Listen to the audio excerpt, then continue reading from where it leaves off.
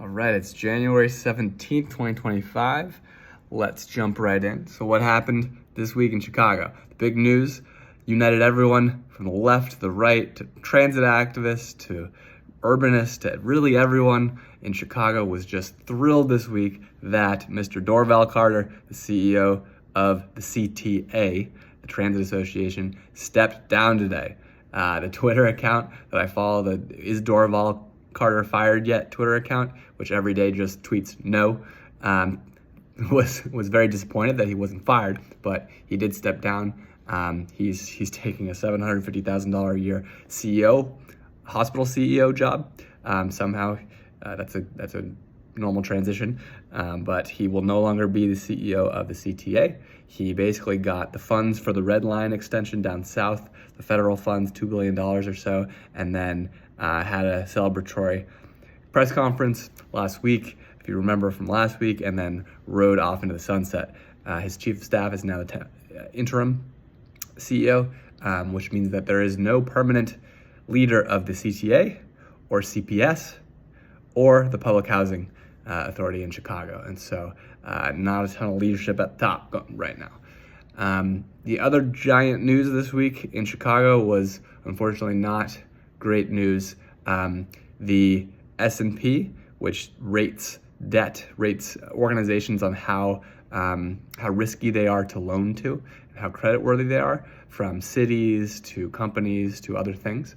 They downgraded the city of Chicago after warning that it would do so back in December if the city chose to go forward with Brandon Johnson's budget, which it ended up doing, and the S&P made good on its threat and downgraded Chicago. This is very bad.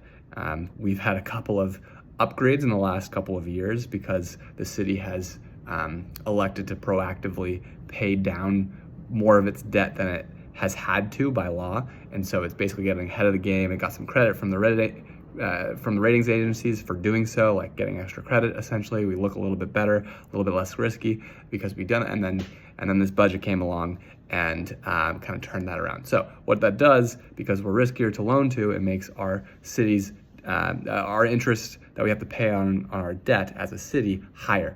And so more of our budget has to go each year to just paying interest on our debt than it did before, meaning less of it can go to actual services.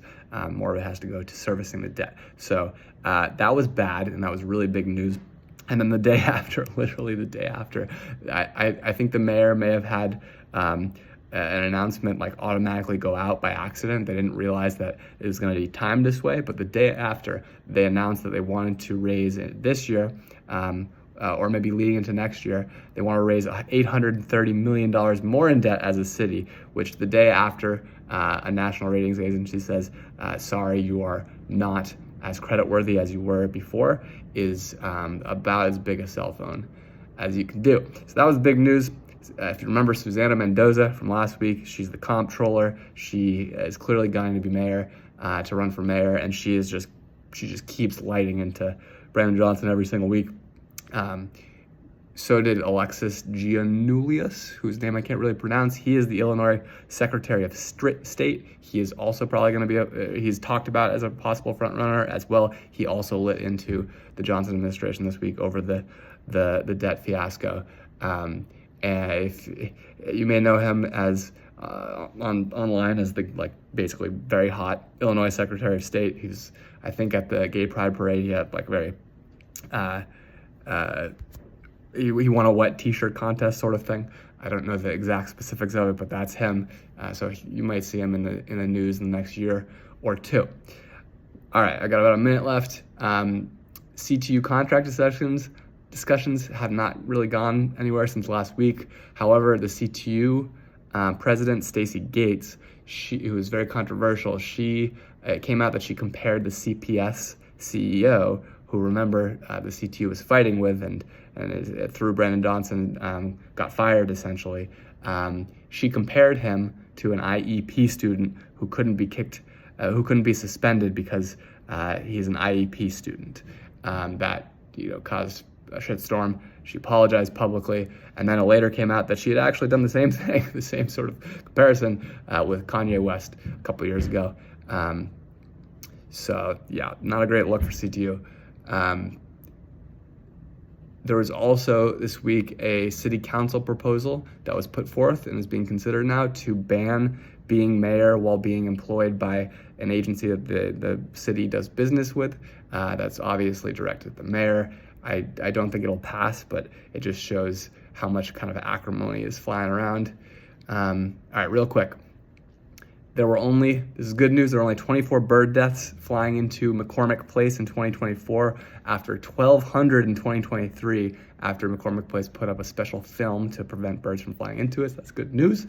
One of the electric utilities in Illinois announced that it is gearing up for a Department of Energy grant to build what's called a small modular reactor, small nuclear reactor plant in Illinois. That's very good for Chicago because almost all of our electricity is nuclear already, meaning clean energy and very cheap clean energy already. And so our energy will get even cheaper and even cleaner if that happens.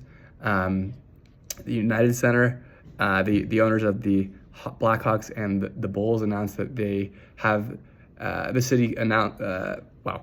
the city approved their plans to develop the area around the United Center. It's a $7 billion plan. It'll probably happen over 10 or 15 years, possibly even longer, but it got approved. So they're going to start hopefully soon if they have the funding. We'll see if they have the funding, but kind of far west loop could fairly dramatically change in the relatively near future.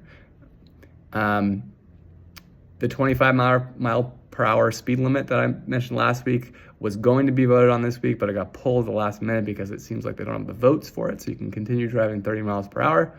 The sanctuary city law change that I mentioned last week, someone proposed making it easier for police to basically cooperate with ICE in Chicago. That was shot down as it was expected to, pretty significantly so. But it did spur more conversation in city council as to how the city's going to stop Trump from coming in and doing what he's saying anyways in the next couple of years. So that's gotten people a little stressed out, as it should. What else? Brandon Johnson announced that he had only raised $900 in campaign funds in the fourth quarter of 2024, which would be by far the least amount of money that any mayor has ever raised in probably the history of big cities. They later came out and said, no, we raised way more than that, which made it clear that they had almost certainly broken campaign finance laws by not declaring whatever those contributions were. So either way, not a great look. What else? You may have heard, I'm at 8 minutes now. No one's watching this, I'm just talking at myself. You may have heard of ShotSpotter. There's a technology, basically cameras and audio, that they put up on poles in various parts of Chicago to listen for gunshots so that they can send to the police so they can get there quickly when it happens.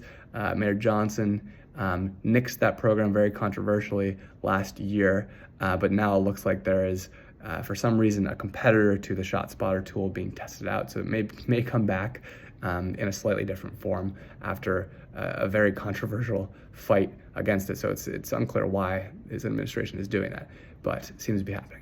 And that's all I got for this week. Thank you for probably just me listening, but over and out. See you next week.